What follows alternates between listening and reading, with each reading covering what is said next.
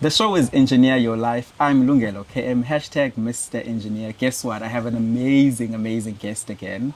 I always bring you the best people in the country, in Africa even, don't you dare. His name is Khaya Mthethwa, musician, multi-instrumentalist, entrepreneur. You should see the car he came in, but I won't say anything. He's just absolutely amazing. He's the first black person, actually, to win South African Idols. Khaya, good afternoon. Thank you so much, sir. Good afternoon to you too. How are you? I'm fantastic. Thank you for having me. I think the most important thing that I didn't say in that description of you is that you're a dad. I'm absolutely a dad to a 3-year-old, to a wonderful 3-year-old. I recently saw snaps of his birthday party. That was amazing. We had a good time. Yeah. He ran around like a clown, dude. He had such an amazing time. He's so grown. He's my everything. Absolutely. Ngibone, I think bekhona la ngathi ubhuti overwhelmed ukuthi kugcwele abantu. Wafika ubaba wahlala naye wambeka la ukuthi hey umcimbi ufanele wenzeke. I-clown, there's the clown there. Watch. Things must happen. Watch, boy. Yeah, no, we had it was a great time of our families coming together, celebrating his life. For me, it wasn't a big deal that much because his birthday was on Tuesday and I spent the whole day with him. So when you guys saw the stuff on social media on the Sunday, it was really just like a celebratory thing for people. But the most special part for me was just me and him. I picked him up from school, went to choose toys and hang out in the apartment. So that was really special for me. So Khaya or Khaya Lihle. Wow. Kusnati. Don't call out my ID while you're at. If you weren't into music, but if music wasn't what made everybody know you about, what would Khaya Lihle be doing? We wouldn't have a Khaya Mthethwa. We definitely have a Khaya Lihle who's into something else, doing other things. I think I'd still be in. I love working with people. Somehow I like community stuff. I like developing people. I like to unearth. I always say that if I could unfamous myself, I would be very happy. I'm happy living a private life. Yeah. But also being effective, you know, helping people, changing people's lives, you know, unearthing people's potential. I love doing that. So whatever fashion or form that would have taken outside of the music business, that's exactly what I'll be known for. But I think what you've done well, since you're saying if you wish you could unfamous yourself, right? Idols made you to a certain level of fame. Sure. But you've been able to direct it towards significance rather than fame. Because fame requires you to post twice a week on Instagram, to post a story every day. But Khaya siyamazi uyahlala 3 months engapostanga. Usengihlala u8 njengamanje. Oh, love that. I wish I could. Right? So that is significance. Yeah. You still have platforms, you still have working, you're still working, you still appear on important relevant things, regardless of you pushing relevance in our faces. Absolutely. So I think that speaks to why also you're a senior pastor at Oasis. Sure. Yeah, look, I think that I've evolved. I mean, I've made a promise to myself that when I turn 35, I'm gonna get off social media. So last year I turned 35 and I got off social media. And that's been a big twist for my life and for my business, and really just to find myself again for the next 20 years of my life, for what I believe God is going to do for the next couple of years. So and so there's nothing wrong with social media. It's just a personal thing for me. Would you say God doesn't need Khaya on social media then? I'd say Khaya doesn't need Khaya on social media. I wouldn't spiritualize it that much. It's a personal journey thing, a personal development journey for me. And so that, I mean, the last 8 months, I've focused so much on being a father.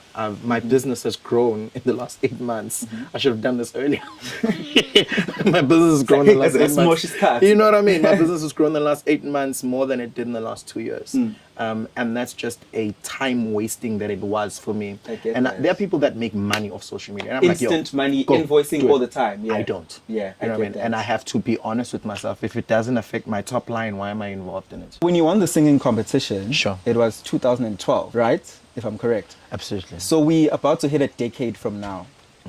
There are many people who have since won after you. What do you think happens between either winning or going onto the competition, and how some people's careers never take off? What's the reason for that? I think it's a lot of factors. Let me be honest, you know. There's a lot of factors that go into that, and we could go on and on and on speculating on those factors. But for me, I'd say that a huge chunk of failure generally is not so much it's not so much that the person, didn't follow through or didn't do what they're supposed to do. No, sometimes things just don't come together in life. I know a lot of people where we might say that was their break, but their defining point happens 5 years later after what we call the break. You know what I mean? So nothing is always as what it seems. You know what I mean? And we must respect that in people's lives. So for me, I think I went into the competition saying, win or lose, I'm going to be a musician. Okay. The competition was a bonus, not the thing. Yes. You know what I mean? So I wrote music during Idols. I wrote my entire album that I released first. I wrote all those songs. No, the first album, the R&B album. Okay. I wrote that R&B album in the Idols house during the Idols show because I'd made up my mind because I didn't know when I'm going to leave.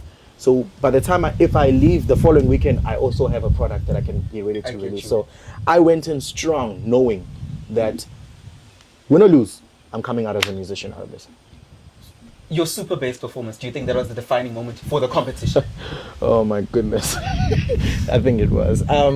Again... How are you singing Nicki Minaj? Well, look, stranger things have happened. Here we are. I mean, I think that moment for me was one of the most scariest moments of my musical life. Because I didn't have a reference for what I was doing. I honestly thought that people would hate that thing. It's like, oh, look at this pastor boy now. He can't even rap. Oh, come on, how boring. He wants to R&B this. So I came in from a negative perspective. Yeah. But the energy in the room just shifted. And also, because I'm a God person, that was my time and chance. Yeah, and the window opened for me. And you went through. I went through, instead of just being passive and mediocre in the season. I always tell some of my friends that are going, there's a young lady that's entering Idols that I know very, very personal, who's worked very, very personally with me.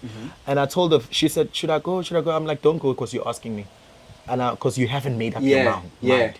Make up your mind. Yeah. Are you the season 18 winner or are you not? Right. And if you've made up your mind in that context, then I'm ready to support you.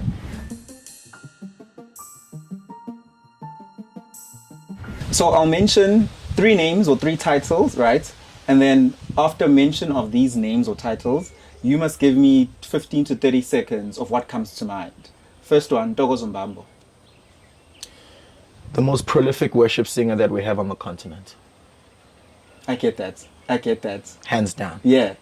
Longevity, right? Never mind depth. You know, quality. Understanding how to steward the presence. You know, it's one thing being a singer. It's another thing transforming people's lives through a song. Yeah. You know what I mean? And there are songs that Dogozo has sung that have been defining moments for my life. And they are a monument for me. That whenever I hear it, like one of the songs is When I Remember What the Lord Has Done. That song makes me cry I avoid it. You know, and it doesn't make me cry from an emotional context, but because it reminds me of a certain moment where that song took me out of. And I can always point to it in Inkosi. 30 seconds, remember. Khaya, just be an example. Hectic. Try and be an example. Hectic, because you have to remove yourself from yourself in that sense. Yeah. And say, if he were to emulate me in 20 years' time, would it be a good emulation? Nothing scares me more than that. Right? Because my son is not going to do what I tell him to do. He's only going to do what I'm doing. What he sees. That's it. You doing. Exactly. Share. Oh, that's my girl, man. Look, when it comes to talent, and again, this is subjective to whoever is listening, but for me, she is one of my favorite worship singers. From a personal favorite ever. Ever. I think everybody who's behind the scenes here is tired of me and shit. I love her. And songwriter of note. Of note. Yeah. Of note. I mean, her recent win with Motown is just... Listen, that was a long time. I knew about that deal for like over a year now. It was cooking and to see it unfold the way that it's done, she deserves every single moment. She definitely deserves it. When you look at the fact that I kept on saying end of 2020, Khaya has given us the best album across genres. Sure. And for her to do that in a time where she couldn't use it to gig, she couldn't use it to maximize her profits, should I say. And then for it to manifest in this deal was just... This was her window. Her window was open again in her door. And I'm only grateful that I get to share this beautiful story with her, because it's just the beginning. You've been friends forever, because she was in Oasis, right? Yeah. When she was still in Durban. Sure. So it's just, I can imagine what it feels for you. Yeah, so when I left for the competition, she came in to direct music at church. Oh, church, yeah? Yeah, she became musical director at church for about 8 years. So she filled in my space. Wow. And every time I'd come back home and I'd be like, this girl is... And right. And to see her become morph into contemporary worship singer has it's blown my head. So as you know, you can't separate me from technology. I speak about technology on radio, in my content creation, everything I do. One of my favorite segments is Tech Corner. And now I'm going to go to my special box and going to give Khaya something, and he must tell me what it reminds him of. Khaya, I have this special box, right? In my special box, there's a technical item, as this is Tech Corner, and I'm going to show you something, and you're going to tell me what it means to you. You're a very stylish person. You like your technology. You like your fast things, cars. So let me get my box. Sure. Let me get my box. And I think you use this a lot, because you're always in an aeroplane going somewhere. You know exactly. Oh, absolutely. Oh, dude, I live on that. Oh, that's my life. Right? Oh, my goodness. How else do you survive without No, I things nowadays? can't. I absolutely cannot. Do you know that airports for me have become my life? Right. And you're right. For me, when I'm on the aircraft, I'm listening to podcasts. Mm-hmm. I'm listening to sermons. Mm-hmm. I'm listening to audiobooks. So that's one of my learning tools. You know, without it, I basically can't learn. It really is, because you're able to immerse into your own world when you are with people, or you're able to avoid people. You know what's tricky Sometimes about that? they're off. Do you know that's weird? Do you know what's tricky for me? Yeah. So you know that it's got this noise cancellation thing. Yes. So I know that when I'm going into a public place, I switch off noise cancellation. Okay. Because I know ngizobingelela. I can't be in the position where angithi angimzwanga. Yeah. Ngoba yena uzothi ungizibile. Okay. Yabona. So I'm so careful. You actually said something that I'm extremely careful about. So we're nearing the end of our show. Sure. We're about to get there at the end. Very sad, because I'm with Khaya Mthethwa.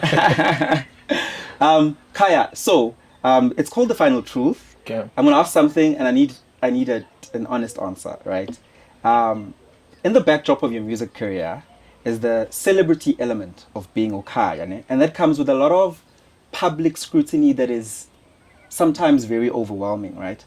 2019, your personal intimate life was under a lot of scrutiny from the public, from the media, and a lot was being said about you.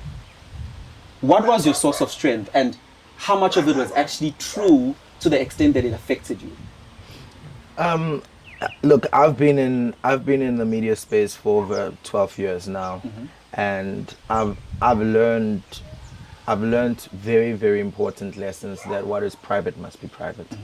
And if it happens to come into the public domain, you know, it's important for us to always maintain a sense of privacy in it's healthy. Do you know what I mean? So there are aspects of my life that I will never reveal, that are between myself, my family, and my God. Yeah. Do you know what I mean? And then I think that's sacred. It creates some sort of sacredness to life, and I can get to be sane, you know, and live a life that's normal.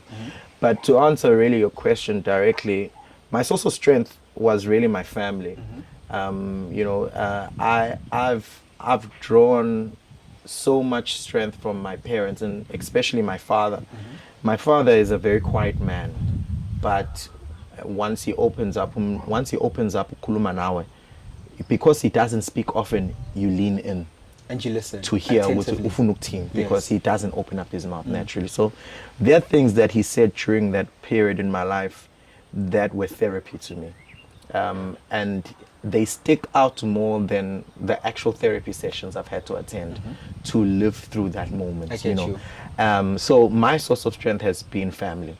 And the interesting thing about what you're saying, that when I went through my divorce, in that beginning of the year, we went into lockdown. Yeah. So I was in my house for Alone. 8 months alone.